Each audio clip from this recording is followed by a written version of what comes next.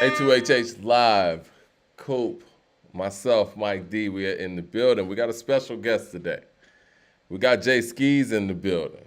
Jay Skeese, what's good with you, sir? Salute, man. Salute. I'm chilling, man. How you feeling, brother? Doing great, man. Look, first of all, I gotta give a round. I don't know if that's the best sound effect, but I gotta give some applause for this album, man. Incredible piece of work, man. Salute, man. Thank you, man. I'm super excited, man, to sit here and talk about Abolish Uncertainties, man. The reception has been crazy, man, and I'm just happy to be on here with y'all to chop it up about it, man.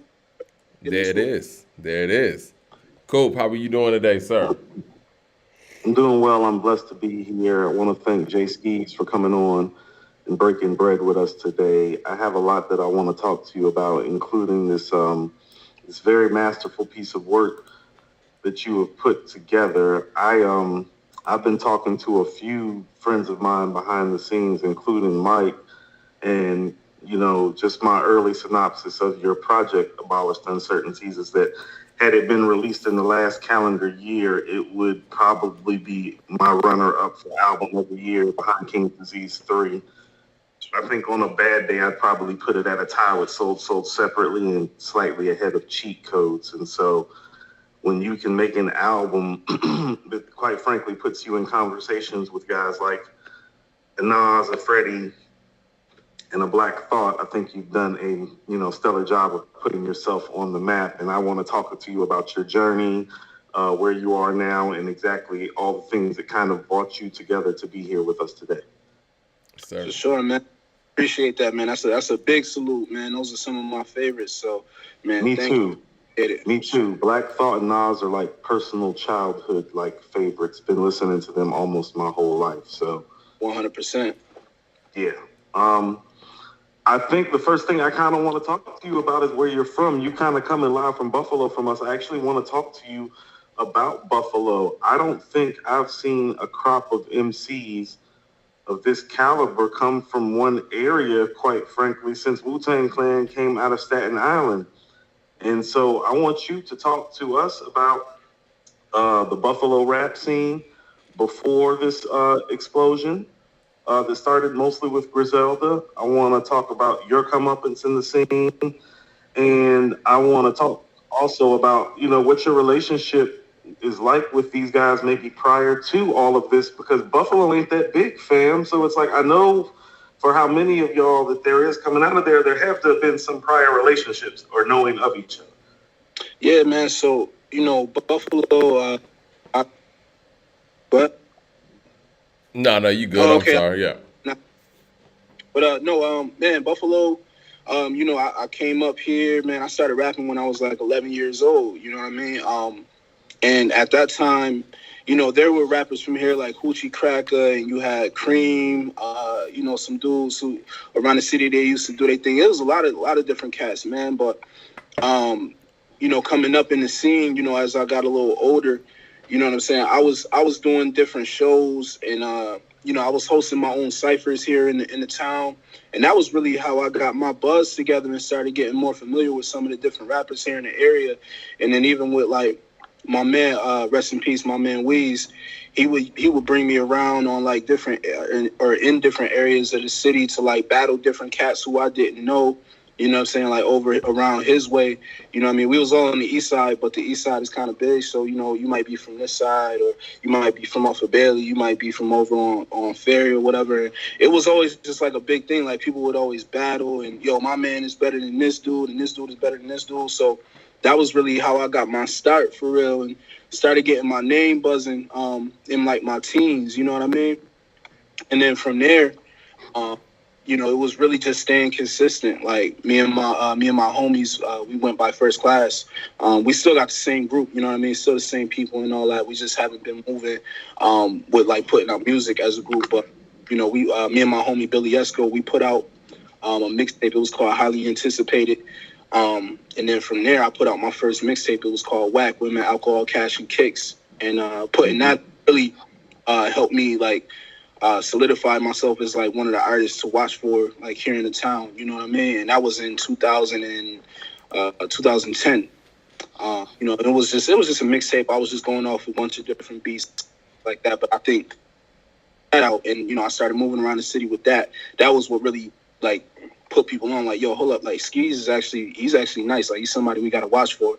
And so, there weren't like really a lot of opportunities to do shows and things like that here in the town. So when something did come up, whether it might have been something that was at Broadway Joe's, which is closed now, or Sound Lab, which is closed now. Anytime I could open up for an artist, like I was always with it. I was always making sure I was making connections, and I was always making sure also that no matter what, I was always striving to create a separation between me and all the other artists in town. Like, it's mad artists here that I rock with still to this day that I think is like super dope, and they need the recognition that some of the other artists from here are getting, myself included. But I always wanted to make sure that I was separating myself, whether it was through my artwork, or it was through my message, or it was through my bars, or it was through, the events that I was hosting, or it like any and everything. Any way I could like separate myself and make people say like, yo, Skeese, not Skeese. Like, I know these people over here doing anything, but Skeese is doing that same thing, but he's doing this. You know what I mean? And that was, I think, one of the things that helped again, just create that separation and make people aware of what was going on. So like, and I know you said you wanted to see how the connections were built. Even with like Conway, right? Like, me and Conway, we didn't grow up knowing each other. Conway is older than me too. You know what I'm saying? And where he grew up at is 10 minutes away from me. Like, not even, maybe about 5 minutes. But we didn't know of each other because Con was, living the life that he was living, and I was living the life that I was living.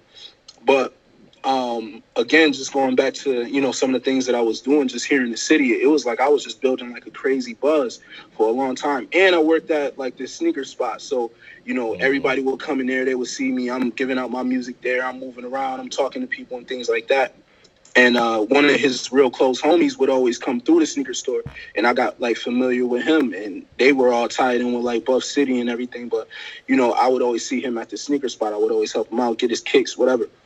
And Khan, I think, caught wind of who I was from that. A few years later, I ended up opening up for him for a show that he did here in the town. This was in 2016, so this was like Reject 2, like Goat, I think Goat might have been out. It was like Reject 2 around that time, like when all those was coming out. And I think the Cow was out because Hitler 4 was out. Mm-hmm. You know what? I was gonna ask you about the sneakers stuff, and I think we'll probably get into that even more when we start talking about the album track or track. 'Cause I got a lot of questions when it comes to that. But I did want to ask you pertaining to the music, like, where does your inspiration for songwriting come from? Because that was one of the things that Coop and I really noticed. Like, your songwriting skills are high level. Man, I appreciate that, bro. Thank you. Yeah. One of my biggest influences is Lupe Fiasco. I love Lupe, and I love Nas, and I love Kendrick Lamar. So the way that they kind of like build their songs and stay on topic, and those things, those three things, really, really like inspire me a lot. And Big Crit, he's one of my main influences as well. And just staying on topic, man, and just finding different pockets and finding different melodies, but overall just having a certain message that you're trying to convey through the song. I think those are like my main influences for sure. Dope. Hey, so I wanted to piggyback off of something that you said because I had it down here because I was kind of expecting for you to say this. When we interviewed your label mate, Love the Genius, a couple of years ago, she spoke about the talent level in the town and how, the separation that you're speaking of. And she spoke to, that she felt like that she wasn't necessarily more talented than a lot of the people in the town. She just did things different to separate herself, content, message-wise, style-wise, work ethic-wise. So it's good to kind of like hear that there's like that competitive fervor of talent in the town. And so with that being said, who is in the town right now that we haven't really heard yet outside of the town that you feel like may have next? And give us a few names that come to mind. Because Yeah. you were one of those names once upon a time, and now you've made, in our opinion, the album of the year. So, like, who's the next person to like kind of like be in your slot, and Love slot is like the next up and comers out the town. I think one person for sure is Gaines.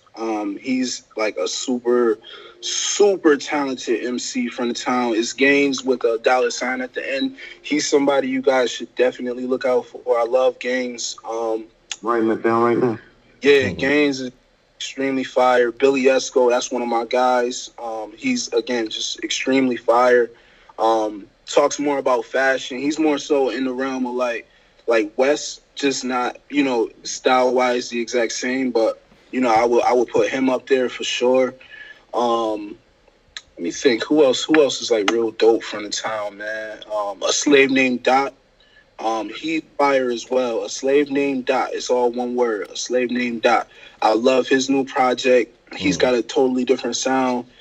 Super fire.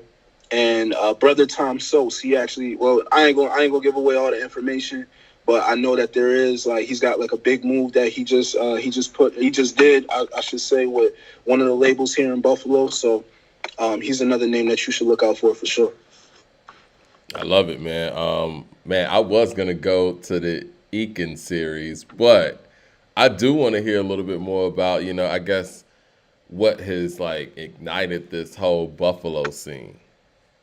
So I think with the hip hop scene, like I was kind of describing, it was always super competitive because nobody here had really made it for real. Like you got cats like John Boy who made some noise. He signed with Soulja Boy in the mid 2010s or whatever, and he was making some noise on like Twitter and doing this thing. He put out a few songs, and then you had Griselda who came up. You got dudes like Shayhawk.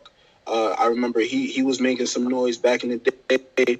Um, it, it, I think, but nobody had really took it to the level that Griselda took it. So even myself, like everybody kind of felt like they just wanted to be that first act from the town that like really took it there and to kind of open up the door.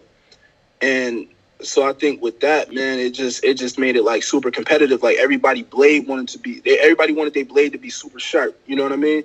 Like, cause and then the thing is too, here in the town, it's like everybody men rap. So you might rap, or if you don't rap, somebody else that rap, and you feel like your man because of the way that he talk his shit. He's the nicest, but I'm gonna feel like that too because my man rap and he the nicest. So it kind of it created like there was a community, but it was also like just a super like yo I'm the one, I'm the one. Everybody just wanted to be the one. So again, like that was what made me say, okay, like I can be one of those ones, but what am I gonna do to stand out and separate myself from everybody else when everybody feel like they like the one that's gonna really do it and break through? And, from our vantage point, from being outside of New York and not really seeing a lot of people come out of Buffalo like this before, it's just overwhelming. Like, damn, they got all kind of talent out there. You know what I'm saying? It really is comparable, like what Coop said, to the whole Staten Island thing.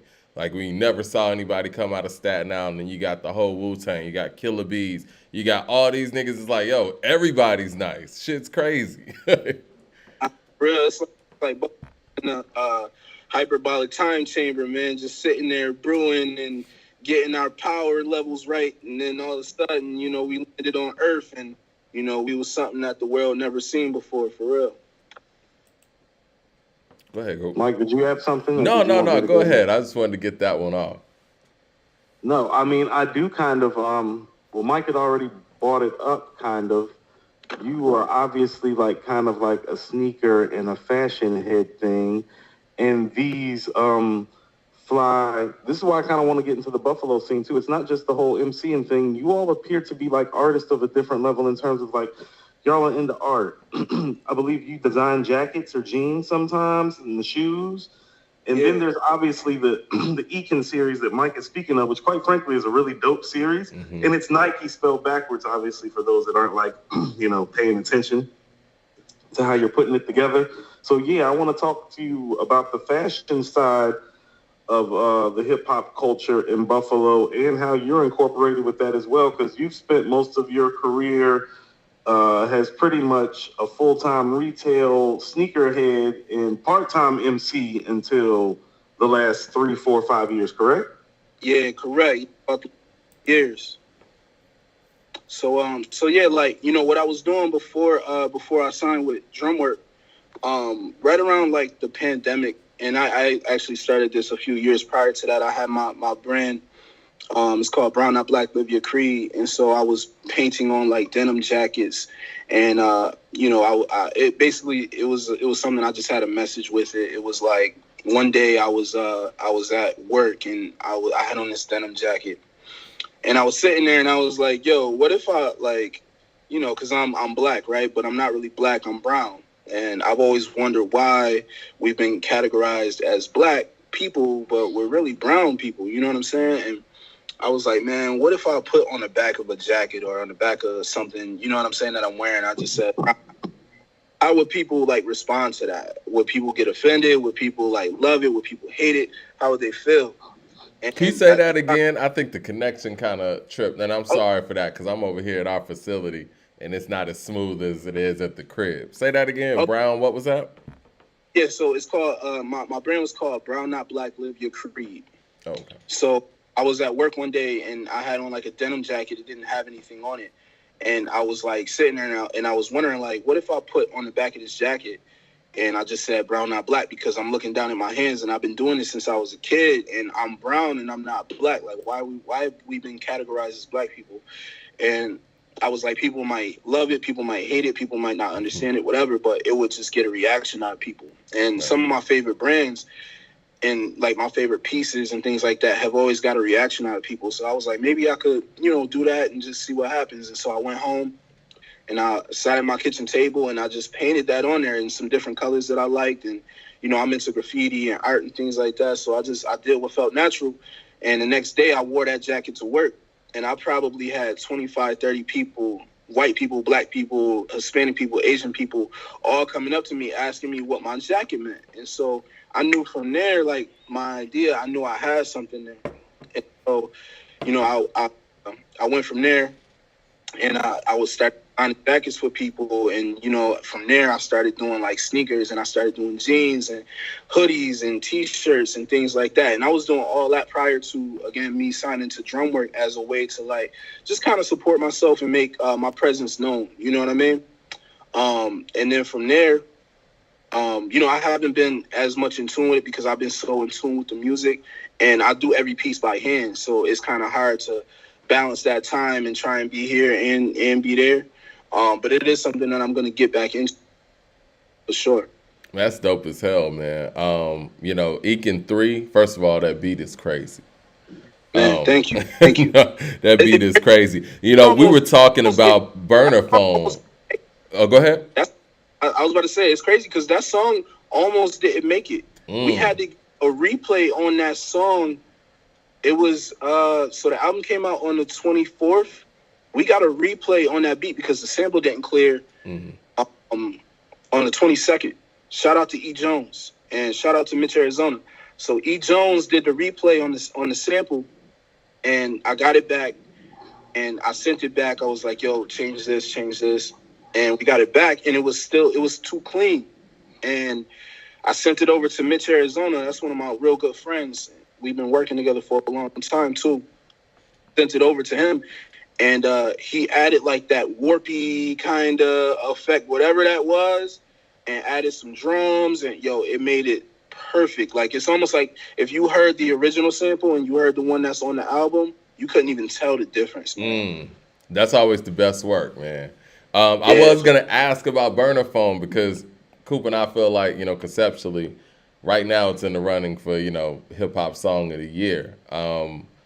What was some? Where were you coming from with that? Like, where did that whole concept and just execution on that come from?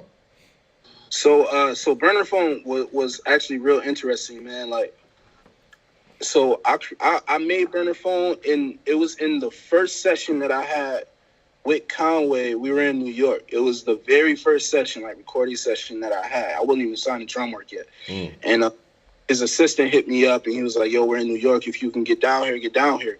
And so what I felt like was that was like a test. You know what I mean? If you can get here, get here. I jumped in the truck that I'm in right now and peeled off. And, me and Love, we went down there. And, we sat there, we listened to some beats, and he was recording some music, and I got a couple beats that I liked, so I went into one of the other studios and started writing. And the first song that I wrote was Symmetry in that session. Mm-hmm. And, we recorded Symmetry, and then the second song that I wrote was Burner Phone. And what I was trying to do was, like, Nas is one of my favorite rappers, right? And so I was like, yo, whatever it is that I'm doing right now, I wanna impress the shit out of Conway. Like, I just wanted to, whatever it was that he was hearing from me in this first session, I wanted to make him say, yo, we need him back for another session because this is ill. Like, you know what I mean? And I was sitting there and I had the idea already when I was driving down, coming down for the session. And, I was like, man, how can I tell this story? And I was just in my head just thinking about it, man. And, I used to write short stories when I was a kid. That was like one of my things before I really started putting words together and rhyming. I used to sit there and write short stories. So I always had like a mind for coming up with stories. And then once I have the idea, all it is just putting all the words together and, making it make sense in a song format. And I just wanted to tell like an ill story, man. Like it was something that was just like super inspired by I Gave You Power. You know what I'm saying? And Twilight Zone by Lupe, where he like all the different things. You know what I'm saying? And I put my spin on it. And then I don't really talk too much about like, violence and murder and stuff like that in my records. So it was gonna give. I knew, and I didn't know what I was making it for yet, but I knew that this album was gonna give like a perspective and a topic that is familiar in hip hop and people actually are drawn to because of what it is. So I knew it was just gonna be something that people could appreciate at the end of the day. Yeah, that whole spin at the end with the do I let this call go through? Man, that's some ill shit. That's great storytelling. Yeah. It is. Well, I want to piggyback off of that right quick because in my notes, I did have Burner Phone because Mike and I's Song of the Year thus far, and I was going to ask you if it did have shades of inspiration from I Gave You Power on it. Yeah. And so, yeah, that's actually good to hear. So these records have been a compilation of what you've been doing over the last 2.5 years because you didn't officially really sign the drum work till earlier this year, correct? It was February of 2021. Okay, February of 2021. So, so you kind of took a leap of faith when you and Love went and took that trip that day, because I was going to ask you what songs came out of your first session with Conway, but, we have our answer on the show and on the album, obviously. Symmetry might be my favorite song on there. I actually had questions about Symmetry as well and how that actually came together. Because I think on some of your previous projects, you had done some tracks with similar themes, correct? Yeah. Well, I had a street album. It was called In Search of Symmetry. Right. And like if you're talking about like style wise with the beat and everything, I just tried not to keep myself really in a box. You know what I mean? Because I know that beat actually sounds different than everything else on the album. You know what I mean? Mm-hmm. Like I like to kind of mix it up as far as like what types of beats that I use, because that one is more kind of like trap. You know what I mean? But it's got a different vibe than the boom bap that you normally hear me with, or like the jazz samples and stuff like that. But I personally think that you and your camp, y'all are kind of notorious for the boom bap. But, Conway and now you have shown the ability to slide on tracks like these and make them viable records. And I think some more of that is kind of like, what maybe the camp could need as far as broadening y'all's horizons and y'all's scope outside of it being the traditional boom bap that y'all are notarized for, even on this channel by us. Yeah, 100%. Like I said, it's always... for me, it's always good to kind of change it up. I don't like to keep myself in a box. I like to keep it fresh. I like to just, try different things, man. And, even with like Red Kool-Aid on the album, like that song, that's a record that I don't think too many artists would even try to make. I love that record, by the way. I was listening to that about an hour ago. Yeah. I was too. I was actually about to say, it reminds me of Bailey Avenue on Love's album. Yeah. And so, I love that joint. Yeah, Bailey Avenue is like one of my favorite songs of like the last few years, like period. But it appears y'all have, that's what I mean about the scene. There appears to be an instrumentation of like jazz and art and culture in Buffalo that's kind of like going unseen and unheard of now until you all have popped up. And so it's really like a whole movement because Red Kool-Aid isn't something that you would hear from your typical rap artist in general, especially one coming out of New York, especially one coming out of upstate New York. Yeah, 100%, man, and that's definitely a testament to my man Mitch Arizona, because we with the sound that we built over time, at least with the chemistry that me and Mitch had, it was always, he was always finding like these crazy jazz samples, and I wasn't even really doing it mindfully. I just always had an ear for that, like, yo, that sound fire. Like, I love all the instruments. I just loved how it sounded. I naturally gravitated towards that, and my flow was always real, like, laid back. You know what I mean? Like, in some of my earlier work, like, this is probably the first album or body of work where, like, you got like the Bonneville Revolvers and Out Here's, like those records where I'm actually rapping very aggressive, very loud, very. I normally feel laid, but like that went really well along with the jazz samples. So I think, and then Love is on that same type of wave too, which is crazy that we both are on that wave, because it's not something that you really hear too much in Buffalo. Like, normally, when you hear Buffalo artists, you usually hear them. A lot of them that I've heard anyway, they're trying to emulate other sounds, or it'll be like a mix between a few different sounds. You know what I mean? Like, you do have Griselda, who was doing the boom bap thing, and that was like their original thing. There weren't a lot of artists that here that were doing that when before they were doing it for real. Like, even you know what I mean? Like, like First Class and myself, like we were kind of in that, but I more so was doing the jazz thing. You know what I mean? Interesting. And I think that, one of the things that really stand out about this album for me is the fact that, the versatility, the range, and just the great songwriting. And I think you've kind of answered a lot of those questions for me. Like, I think your time in the fashion world and you as a writer kind of adds to your versatility in a way where you're like you said, you don't want to do the same thing twice. And I think that it sounds like you've always had like a eclectic palette when it comes to music. So you naturally gravitate to these records, and it doesn't even seem like you're trying whenever you're doing something different. You know what I mean? Yeah, 100%. And that also is like a testament to Conway, man. Shout out to Conway. I can't shout him out enough. But one of the conversations that we had the other day was he was just like, I'm super proud of you for what you've been able to achieve, and you were able to achieve it doing what you do, not signing to me and then saying, okay, well, I'm with Conway, now I gotta rap like Conway, or now I needed to change up my content or change up the beats that I use. No, right. I stayed me. You know what I mean? And he allowed you to do that too, and I think that's cool. Exactly. So some other artists may, if they were in his position, they may have said, okay, you're next to me now, so this is the formula. You know what I mean? And he didn't do that, which is really dope. Yeah, that happens a lot in hip hop. When you become a part of a certain camp, it's like, okay, well, now you got to take on this flow. You know what I mean? Right, exactly.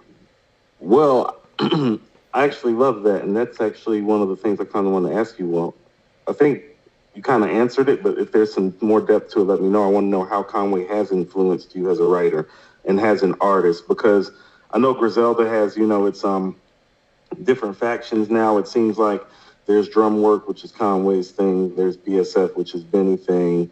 And Griselda is still probably Wes's main thing. And you kind of see Stove and Armani over there, and you see You in Love over here. And my question to you is that, Conway, in our opinion, is the most full-fledged songwriter in the entire camp and one of hip-hop's best songwriters right now.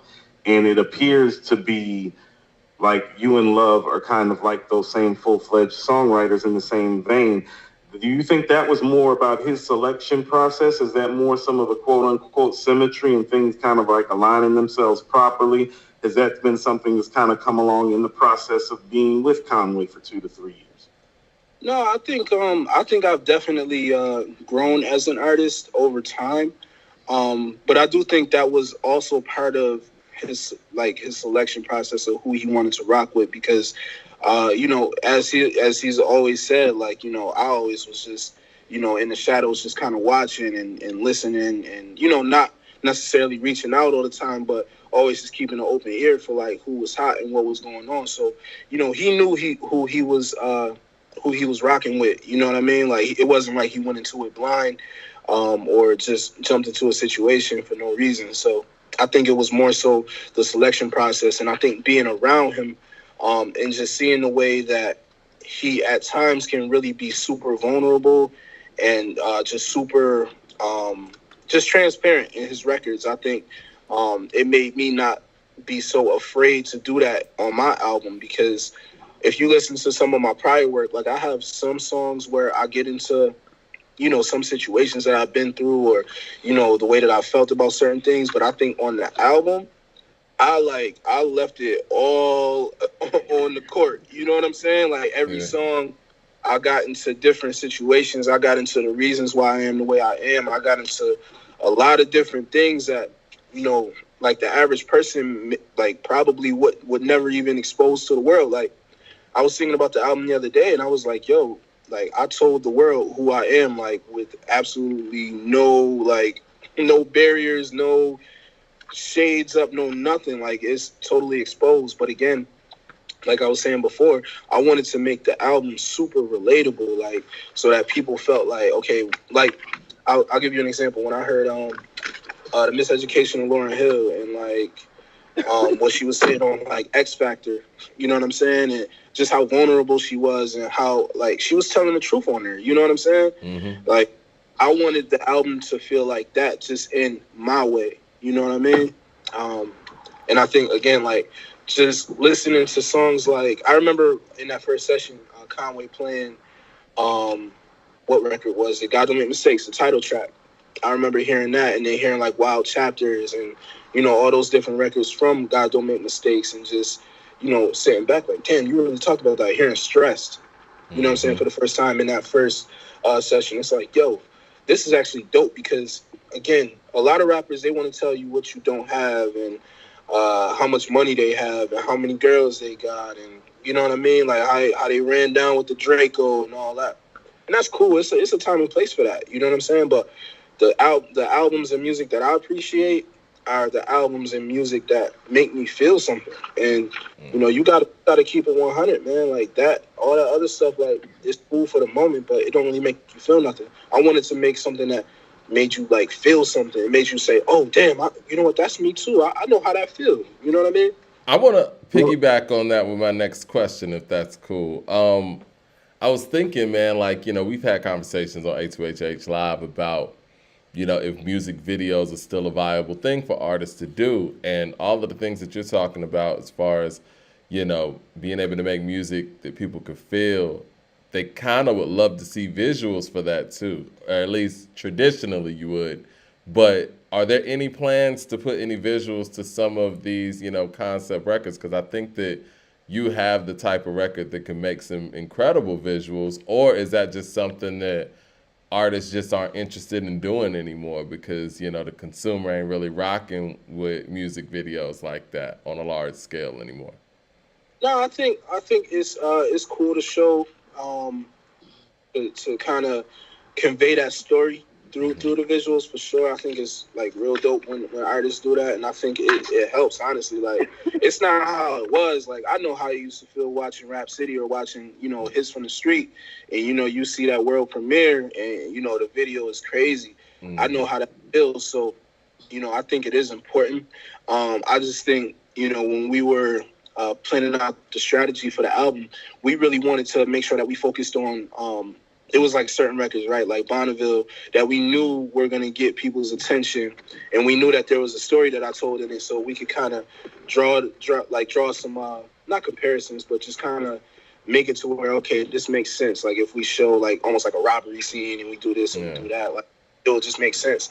Whereas like a song like maybe One of One, or maybe a Red Kool-Aid, or maybe a Sideline Saga, they're great songs, and I love the songs, and I wish we had the budget to just kind of shoot videos for everything. If I could, I would have shot a video for everything on the project. You know what I mean? But we were just some different time constraints and different budget constraints. So I think with the videos that we do have, and the ones that we are going to release, it's going to make a lot of sense in terms of just reeling more listeners in, but it's not necessarily going to really tell certain stories that I would have loved to tell on the album. And that's just something that we go back to the drawing board for the next album, and we just try and make it happen for the next one.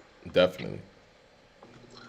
Well, you spoke about the relatability of the project and how intentional that is. I think one of the best things about the project, and Mike and I talk about, is that, well, if we don't know you as an artist, this is a great example of a project of getting to know somebody, because we do feel like we know you after listening to this album. And I think the first person I ever heard say this was Missy, when she was like, well, the job of an artist, is to bring you into their world, and the people that are best at it are the great artists.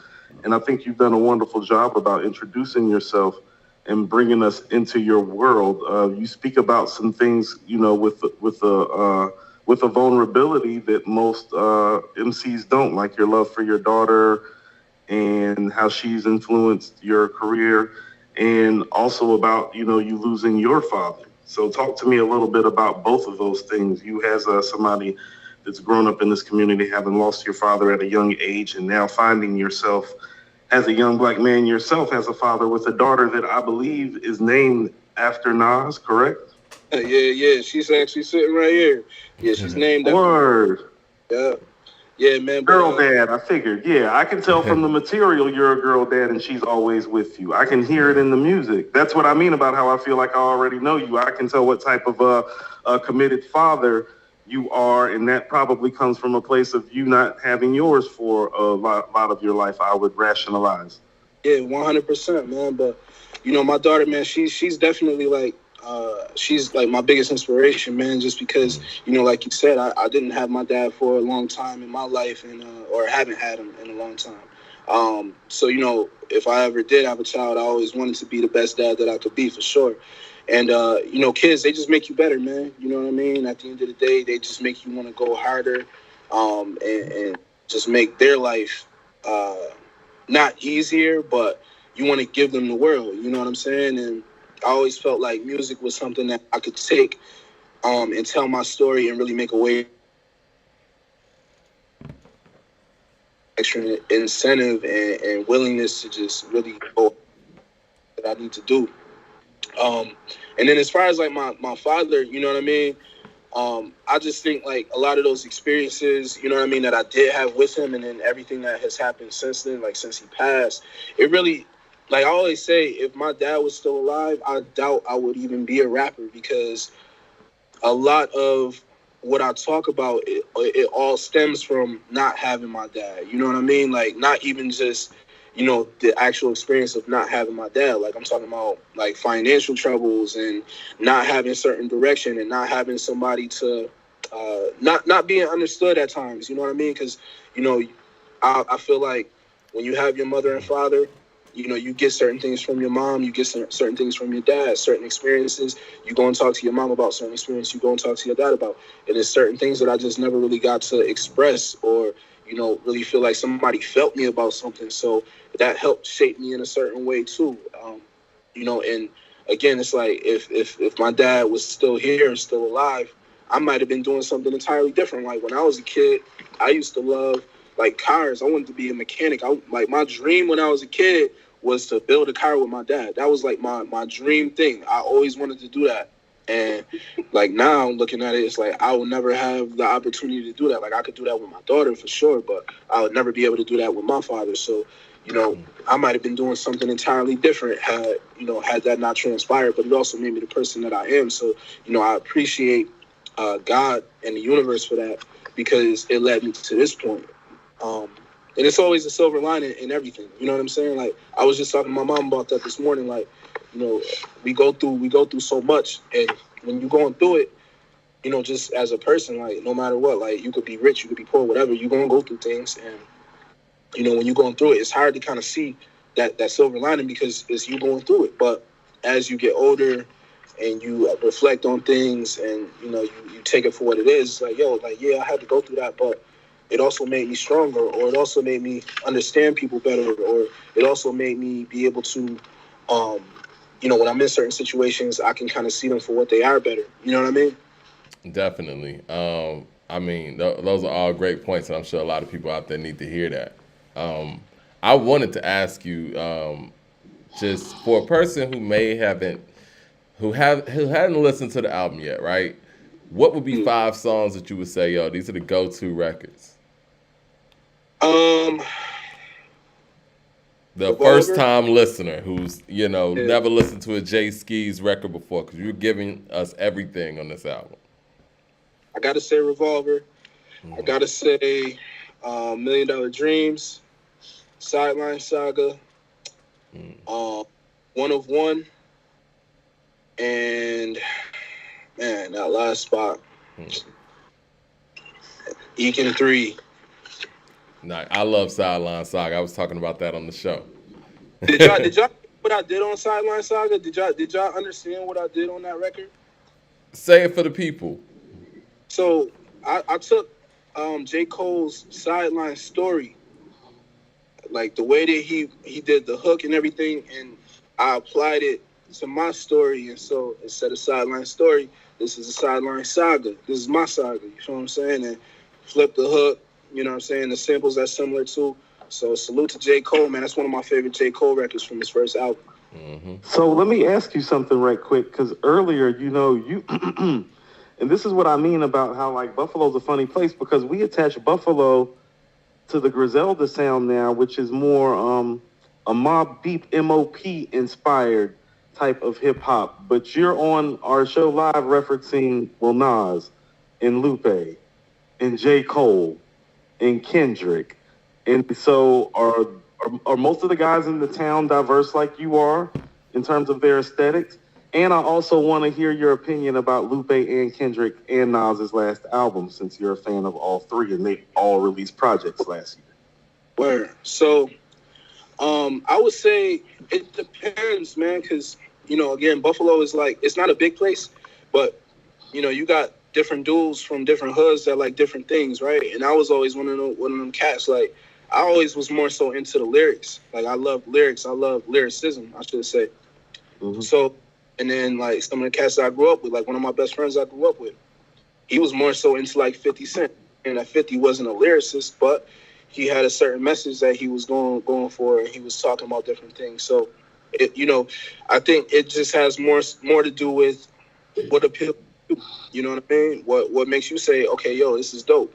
And it was just certain cats that like, as I'm listening to them, it just like the lyricism always stuck out, and it made me want to do that. Like my thought process was when I was younger, it was always, okay, if I get nice enough, if I'm lyrically nice enough, like I'll end up, getting a record deal. Somebody will hear me. And I know it doesn't work like that, but that's coming from a place of being from Buffalo and not knowing how to get on. You know what I mean? And so yeah, so like, as far as that, that's as far as that. And then your other question was about what was it again? Well, Lupe, Kendrick, and Nas all dropped projects last year, and you cited them as inspiration. So I just want to get your thoughts as an up and coming artist about, these three guys are obviously legends in our game. What do you think about the work that they just released in the previous year? All crazy, man. Like, first off, I want to say, like, hearing from Kendrick after like 5 years, or how long was it? 5, 6 years? Yeah, like 5, yeah. Dope, you know what I mean? To see him back, and appreciated his album because I felt like he was just going for a certain, like, he was just trying to get his message across. Like, he didn't really care too much about what people thought. And I think sometimes, like, just as artists, we sometimes get caught up in what will other people like. And I think with art, you just have to create what you want, like whatever it is that you want to make, like, you know what I mean. And that's how you make the best art. And the people that appreciate it and understand it and love it, they're gonna love it. Like that's just what it is. But I think Kendrick did a good job of just creating what he wanted to create and talking about the things that he wanted to talk about. Nas has been on a crazy like run for the last 2 years with like all the different KD projects and Magic. I loved hearing that album. And then Lupe, I actually still haven't got a chance to really sit with that album yet, the Drill Music in Zion, but because I was like really just getting my album together, trying to craft it and everything, and get it 100% how I really wanted it. But when I do get a chance to sit down with it, I'm gonna reach out to you guys and let you know how I feel about it. Yeah, I think it's I think it's the best thing that Lupe's arguably done since the Cool. I know some of his core base doesn't agree, but I thought it was a really, really great piece of work by him last year as well. So yeah, I would definitely think you should check it out. Mike, did you have anything else? Like, I got questions for Dave, so we No, could end go up ahead. having No, no, Keys no. in the You go car all ahead. day. You know what I'm saying? I'm just I'll kind have of him here in flowing the with the car with his daughter all day. conversation. He's gonna have to feed her lunch at some point, fam. No, no, no. You go ahead and get your questions off. I was just trying to flow with the conversation because a couple of things came up, and I was like, let me ask him this. Let me ask him that. But yeah, Well, I want to know where the title "Abolished Uncertainties" came from. good question. So when I was thinking about naming the album, I was down in New York, and Khan was like, man, we had the first couple sessions, and I had made like the Burner Phone joint, and I made Symmetry, and it was like a few other records. And he was like, man, I'm gonna just be honest with you, like I'm signing you, so you need to like think about your album title now, because we're gonna be putting this album out immediately. And that was 3 years ago, but time, you know what I'm saying? And when I was sitting there, I was thinking about it, because you can become like a slave to your own mind, right? You know what I mean? Like your mind, it just works in a certain way where you just ponder about certain topics or certain things, and they just go over and over in your head. And so my thing was always, yo, like, am I ever gonna get to this point of putting out an album and signing a deal and doing the things that I've always aspired to do? And as time went on and I didn't see the results that I wanted to see, and I wasn't doing the things that I wanted to do, it was like I was always just super uncertain, and I was just being super negative when it came to music. I stopped doing music for a while, you know what I'm saying, just because I wasn't seeing the progress that I wanted to see.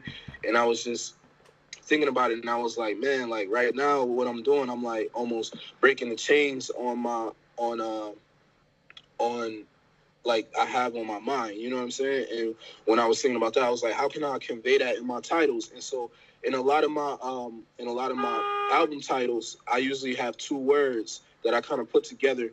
And not saying that they're words that you don't normally use, but they're just words that I like personally, and you may not hear every day. So I was like, abolished, and I was thinking about slavery, and again, just going back to being a slave to your own mind. I was like, abolished, and then uncertainties, man, like because everything that I was doing leading up to that point, like again, I was like just super uncertain about where my future was headed. You know what I'm saying? So I was abolishing those uncertainties with this album. Go ahead. Now, I'm a little bit partial, Skeese. I love Love. Why isn't Love on the album? So, me and Love made a record for the album, and it was actually me, Love, and Billy Esco. And really, there was two. There was two different joints, and one of them that I was a little more leaning towards putting on there. It didn't tell too much of my story. So, like, if you listen to each record except for Burner Phone, because that record had to go on there, just the magnitude of it. Every record, I'm either telling you about who I am, or some aspect of like my personality, or just something that has to do with me.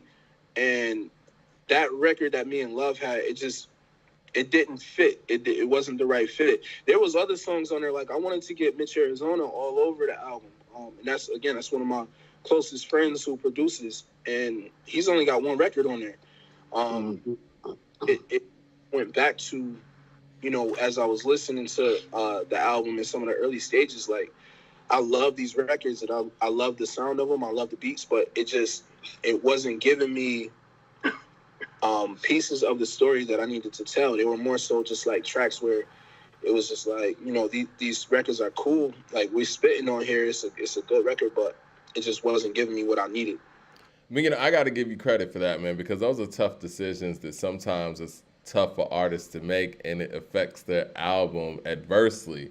And the fact that you saw those things and was willing to make those, tough decisions, with people that you're really close with, just for the betterment of the way the album flows, that says a lot about your album making ability as well. So yeah, that's dope.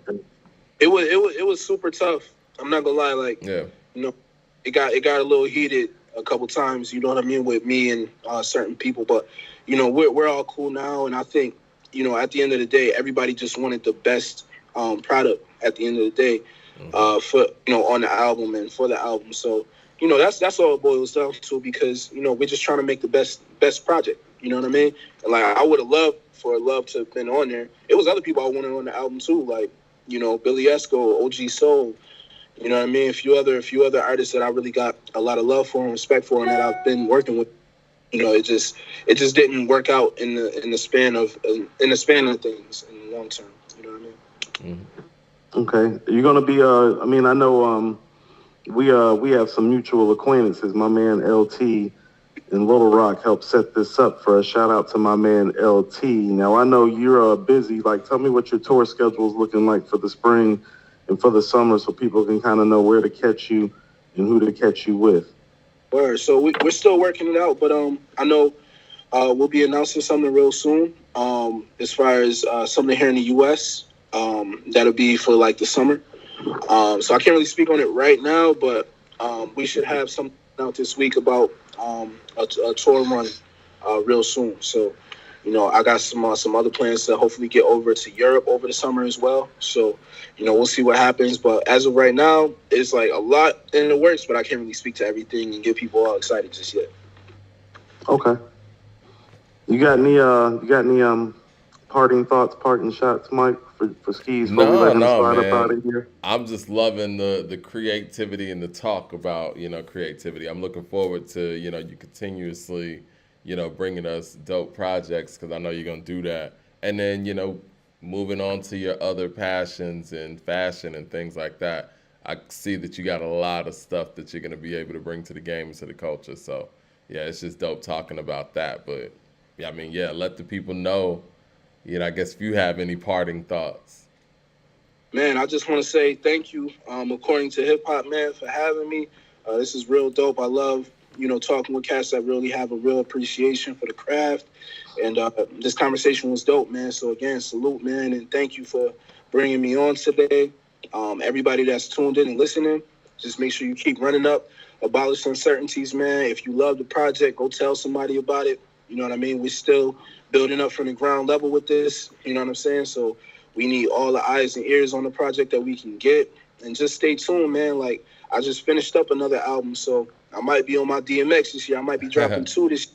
You know what I'm saying? So Well, hold on. Wait a minute. Not to cut you off or anything. I mean, what do you think about possibly doing a station head for Abolish Uncertainties? So the people, you know what I mean? Are you familiar with station head? No, I'm not. Yeah, so basically the way it works is, we did it for the KD3 Nas album. We did like a listening party, right? So basically, Station Head's an app where, Coop and I are able to get on and just play the music, you know what I'm saying, with our crowd of people, just like it's YouTube or whatever, you know what I mean? And for all the people that are actually in the building, it counts for an individual stream. So we got like, 400 people in there, 400 streams for each song we playing on the album, and everybody kind of gets to, engage with the music as it's being played. So that's really cool. Let's set it up, man. Let's, you know what I mean? Yeah. I know, what do you think, Cool?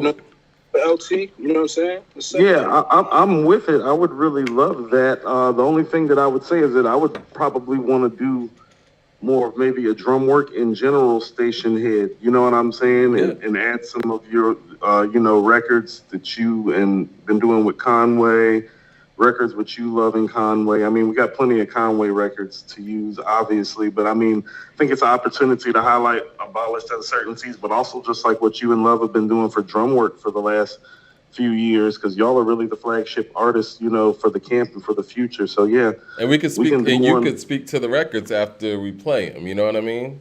Yeah, that's the cool thing about it. And you can jump in, of course, Skeese, if you want. I know your schedule is busy, but Yeah. you have the ability to come on live on air with us. It's like a radio station show. Yeah. Okay. Yeah, no, Yeah, that's it works like radio does. about it. Yeah. So we'll talk. I'll talk to LT. We'll try to find some time and space to put that together. Okay, for sure. Yeah. Definitely appreciate you coming through, and peace to you, your family, and much continued success. Yes. Sure. Peace and blessings, brother.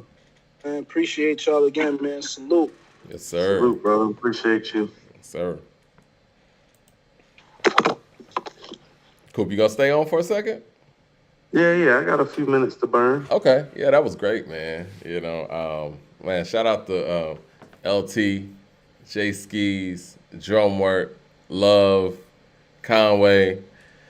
Man, yeah, that answered a lot for me. You know what I'm saying? Like, I see the individual behind the records, or hear the individual and his story behind the He's records, and it makes he's sense. he's extremely personable and informative and intelligent. Yes. Yeah, I was gonna say he's a smart music maker. Like, I think that a lot of that Hmm. comes from his, I mean, natural talents, but also his palette. The fact that he listens to pretty much everything. We didn't even go outside of the hip hop realms. I'm sure he listens to all types of music, all types of structure. And that was very impressive to me when he was talking about, the cutting process and the records that didn't make it. And I'm sure they're really good records too, but that's when you're great at putting together projects, is when you're able to make those tough decisions and cut really good songs because they just don't fit on the album. You know what I mean? Like, that goes understated when it comes to, I guess, executive production or just full out artistry work. I think it was one of the stronger points of the interview when he said that, actually, because it lets you know how dedicated he is to being great. Yeah. Like, think about this. There's only one other artist signed to drum work, and he's like, but the record didn't fit, though, y'all. And I'm sure, based on those two, and based on what we heard on this album, I'm sure this record's good. You know what I I'm mean? about to say, the record's probably I'm sure really it's dope, good. too. Yeah. Yeah. And that's That when makes it's me tougher to cut. Like, it's easier to cut a record it's trash. It's like, yeah, whatever. We'll get them next Whatever. time. Yeah. Oh, I totally agree. So he definitely made some strong statements with that. That kind of made me perk up a little bit too. But Yeah. overall, just seemed like great interview. Great guy. You know. He said he got some more in the chamber. So I believe with the momentum of an album like this, and I feel like it's going to continuously get support because I think, Cream rises to the top when it comes to making quality music. I think that that's going to be make the next effort even stronger. I I also mean, think that it's going to make Conway's next effort stronger too. You got people like this around. iron tends to sharpen iron, so I immediately go to the other people he's around. It's like, well, if he's been putting a project together like this for the last couple of years, what you think Conway's next project and Love's next project and his next project? Yeah. That is, and I like also how he highlighted. It's like, no, Conway selected him some songwriters who were diverse. That wasn't on some boom, boom, boom, boom, boom, boom. Yeah, no. That says a lot That's about Conway intentional. as an That says a executive. lot about Conway. Yeah. Yeah. And the fact that he allowed Jay Skeese, and same thing with Love, to be who they are and not try to fit them in the realm of what Griselda does. Because the first time I heard both of them was on the bonus, what was it, the deluxe from A King to a God.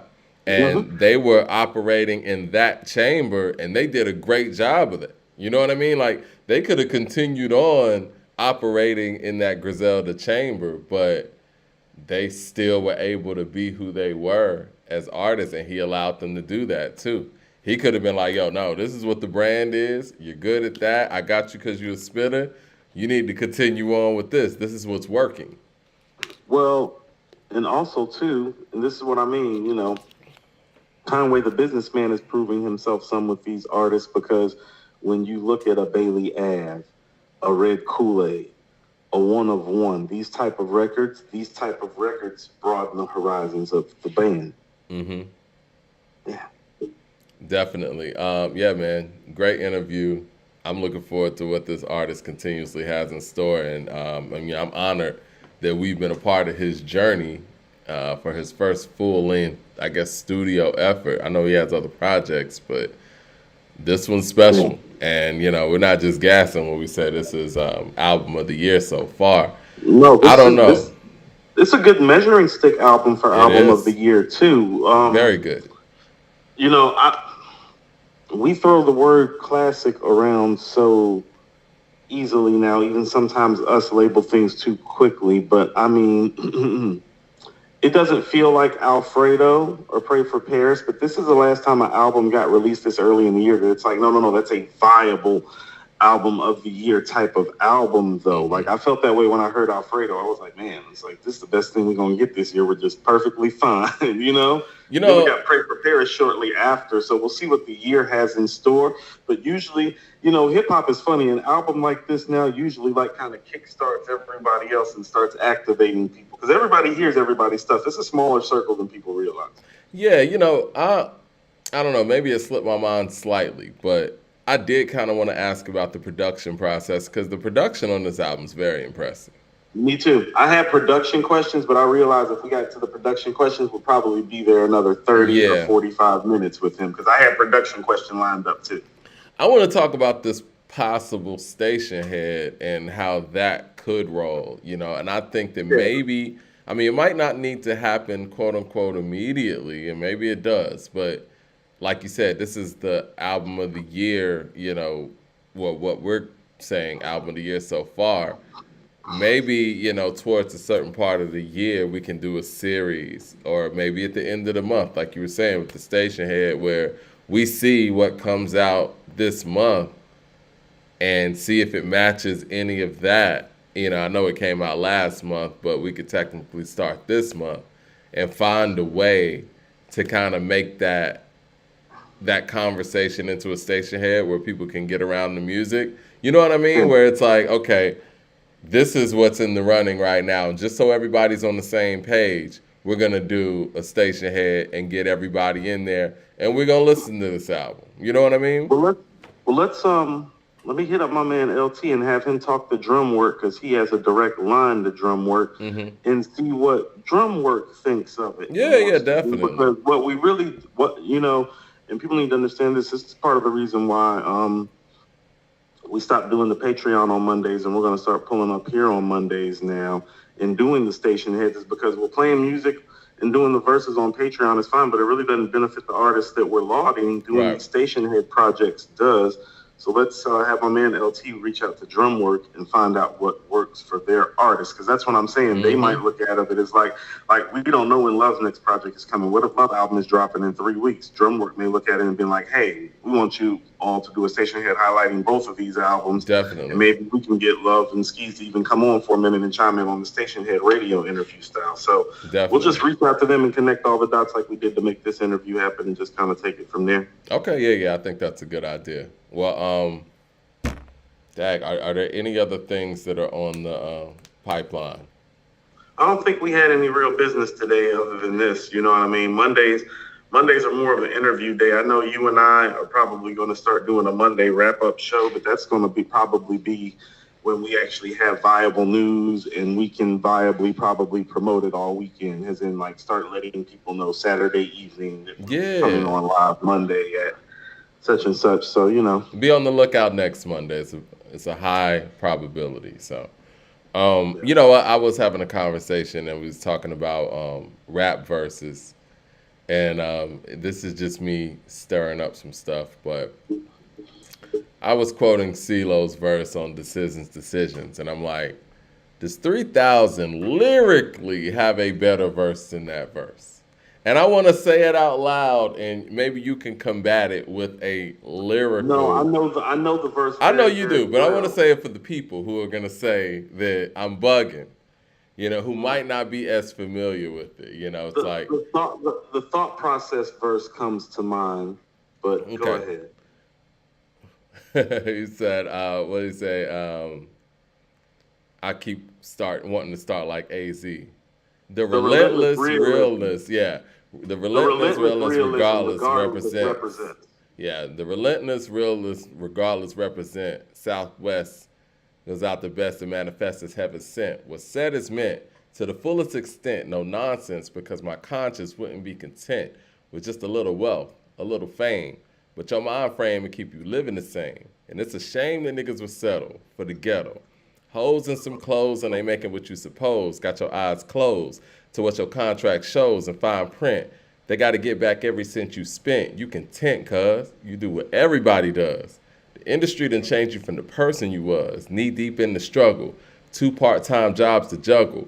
Got a lady in the seed that you can't hardly feed.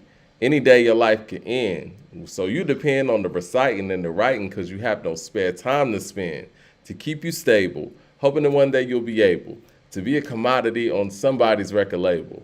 Got your chance. $20,000 advance in a car, and all of a sudden you a star at the bar balling, asking the waiter to bring one of their finest wines. Then you start snorting lines. Your life defines the misconception of staying down. You can't be influenced by everybody you hang around.